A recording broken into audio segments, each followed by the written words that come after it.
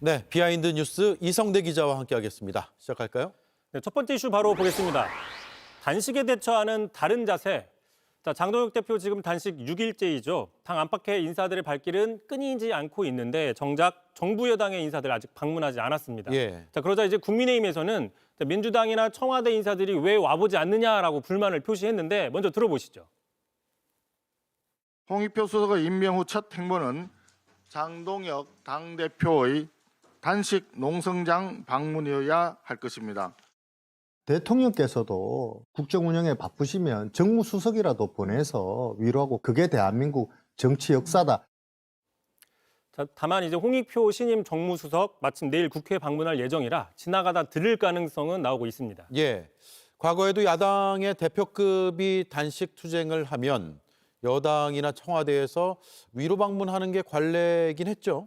그렇습니다. 자, 그런데 이제 앞서 강민구 의원이 말한 그 정치 역사가 사실상 깨진 건 지난 2023년 야당 대표의 단식 때부터다라고 볼 수 있는데 네. 자, 이재명 당시 민주당 대표가 취임 1주년을 계기로 무기한 단식 농성에 들어갔고 최종적으로 24일까지 단식을 했습니다. 다만 이때 당시 여당이었죠. 국민의힘에서는 방탄 단식이라면서 철저하게 외면을 했었는데 자, 앞서 국민의힘에서는 지금 장동혁 대표 단식 6일 차인데도 왜 와보지 않느냐라고 불만을 표시했죠.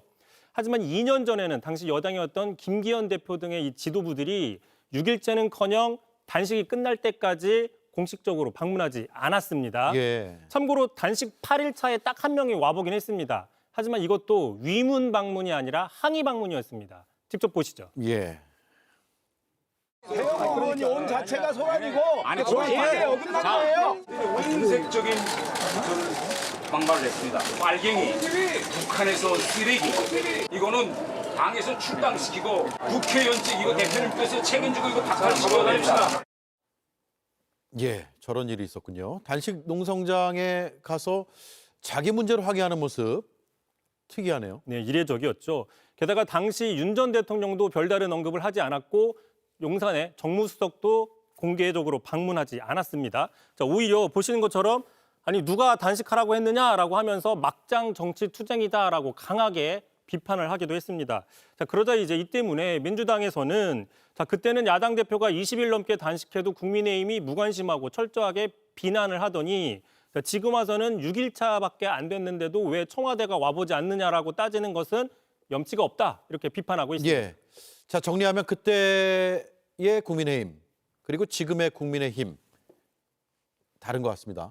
그렇습니다. 그리고 참고로 단식이라는 것은 가장 극한적인 정치 투쟁인데 어느 순간부터 정치권에서는 희화화하는 반응이 많아졌다라는 분석이 있는데 참고로 보시면 자, 이제 단식인 듯 단식 아닌 웰빙 단식 거의 끝나가는 것 같다. 철저히 계산된 단식 쇼, 날로 먹는 단식 쇼와 같은 이런 그 진정성을 폄훼하는 반응들이 나오고 있죠. 누가 한 발언인가요? 그렇습니다. 그런데 이 발언 누가 했느냐? 바로 2년 전 이재명 당시 민주당 대표 단식할 때 지금의 장동혁 대표와 지금의 김민수 최고위원입니다. 예. 자, 장동혁 대표 이야기 들어보시죠. 단식인 듯 단식 아닌 웰빙 단식이 거의 끝나가는 것 같습니다. 동정표도 얼추 모은 것 같습니다. 이재명 대표의 방탄 단식 쇼를 대하 드라마가 아닌 미니 시리즈로 속히 종결시켜야 하는 이유입니다. 네, 지금 장동혁 대표가 출구 전략이 마땅치 않다 이런 얘기가 나오고 있죠. 다음 이슈는요? 자, 두 번째 이슈 바로 보겠습니다. 돈가스를 먹을 자격. 예. 자, 한덕수 전 총리 내일 내란방조 혐의 재판 1심 선고를 앞두고 최근 들어 부쩍 목격담이 많아지고 있습니다. 자, 먼저 한 부인과 함께 한 서울의 돈가스 맛집에서 저렇게 포착이 된 장면이 사진을 찍혔는데요. 저 사진 찍힌 지난 14일이 언제냐? 바로 윤 전 대통령 사형 구형 다음 날입니다. 예. 그래서 이 사진을 찍은 사람은 자, 도대체 어떤 자격으로 돈가스를 먹으러 왔는지 묻고 싶었다라고 자신의 SNS에 적었습니다. 예. 물론 밥은 먹어야겠죠. 단식이 아니면. 그런데 내란 동조 지금 방조 혐의를 받고 있고 본인은 또 전직 대통령은 사형이 구형된 그날 다음 날이죠. 다음 날 아무렇지도 않은 듯 일상적인 모습을 보이고 있기 때문에 비판을 받는 거 아니겠어요? 그렇습니다. 바로 그런 측면인 것인데요. 자, 또 다른 목격담도 있습니다. 또 하나 보시면요. 이게 같은 날로 추정이 되는데요. 서울 시내 한 고급 호텔 피트니스 센터 입구에 앉아 있는 모습이 포착이 됐습니다. 예.